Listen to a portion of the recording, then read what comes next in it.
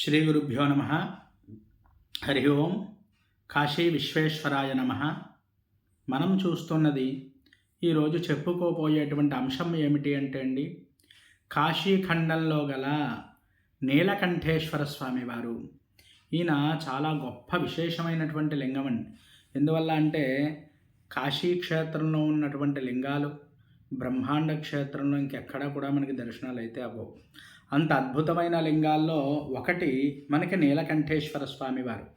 ఈ నీలకంఠేశ్వర స్వామివారి యొక్క దేవాలయానికి ఎలా వెళ్ళాలి ఏమిటి అనేది ఇప్పుడు మనం తెలుసుకుందామండి.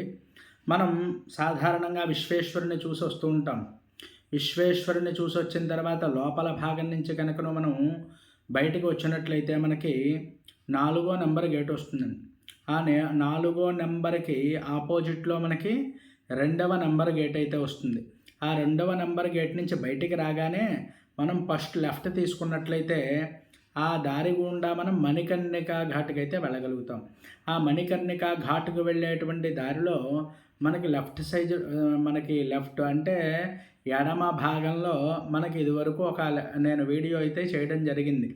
12 జ్యోతిర్లింగేశ్వరుడు అని చెప్పి ఒక వీడియో అయితే నేను చేశాను.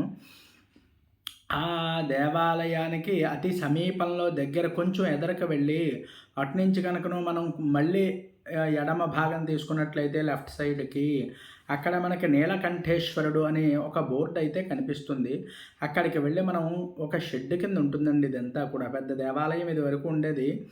ఇవన్నీ కూడా కొట్టేసి పునఃప్రతిష్టలు అయితే మళ్ళీ చేయడం జరిగిందండి. ఇదంతా కూడా ఈయన కూడా నీలకంఠేశ్వరుడు అంటే చాలా గొప్ప లింగం.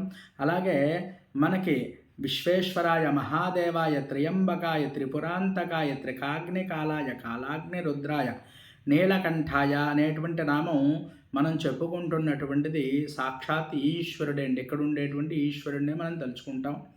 అది చాలా గొప్ప లింగంగా చెప్పబడుతోంది. మనకి కాశీఖండంలోనే చాలా గొప్ప లింగంగా మనకైతే చెప్పబడుతోంది. ఆ లింగాన్ని దర్శనం చేసుకోవాలంటే ఎన్నో జన్మల్లో సుకృతం ఉంటే కానీ ఈ లింగాన్ని మనం అయితే దర్శనం చేసుకోలేమండి. ఈ దర్శనం చేసుకున్నంత మాత్రానే ఎన్నో జన్మల్లో పాపం అంతా కూడా నశించిపోతుంది అని చెప్పి ఈ యొక్క కాశీఖండంలో చెప్పబడుతోంది.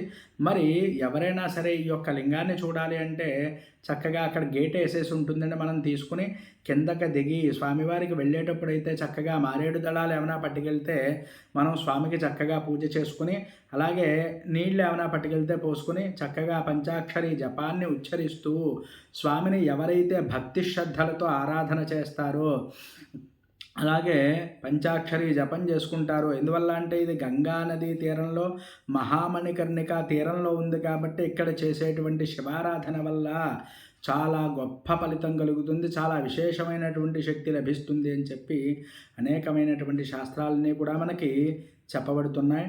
అందువల్ల ముందుగా మనం ఇవన్నీ చూడాలి అంటే చాలా ఆసక్తి ఉండాలండి. చాలామంది ఏమనుకుంటారంటే మనం విశ్వేశ్వరుని చూసేసాం, అలాగే మరి అన్నపూర్ణాదేవిని చూసేసాం, విశాలాక్షిదేవిని చూసేసాం, ఇంకేమీ లేవు, కాలభైరవుని చూసేసాం, బిందుమాధవుని చూసేసాం అనుకుంటారు. కానీ అలా ఏం కాదండి. కాశీలో అనేకమైనటువంటి చాలా అద్భుతమైనటువంటి లింగాలు ఉన్నాయి మనకి దాగి.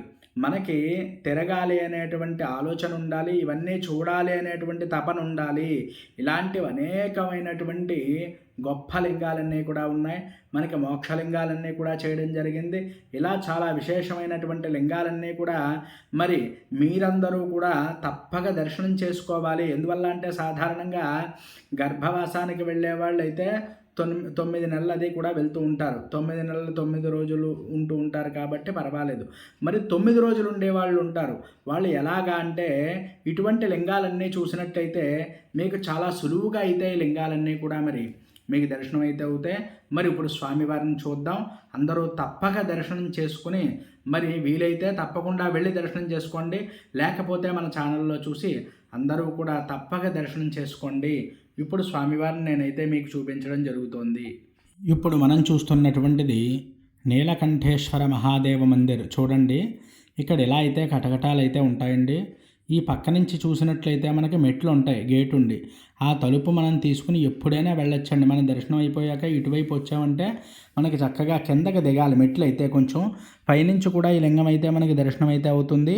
కాకపోతే కిందకి మనం వెళ్ళినట్లయితే చూడండి, మీకు పైకి కూడా నేను చూపిస్తున్నాను, అంత చాలా కిందకైతే ఉంటాయి. మరి కొంచెం బాగా దిగి వెళ్ళినట్లయితే మనకి స్వామివారి దర్శనం అయితే చాలా అద్భుతంగా ఉంటుందండి. ఇది ఎందువల్ల అంటే మనకి ఏకాదశ రుద్రుల్లో ఒక లింగం అని చెప్తూ ఉంటారు. అందువల్ల ఈ నీలకంఠేశ్వర స్వామి వారి దగ్గరికి మనం వెళ్ళి తప్పక మనం దర్శనం చేసుకోవలసినటువంటి లింగం అండి. ఎందుకంటే కాశీ క్షేత్రంలోనే ఇటువంటి లింగాలు అనేకమైనటువంటి ఉంటాయి.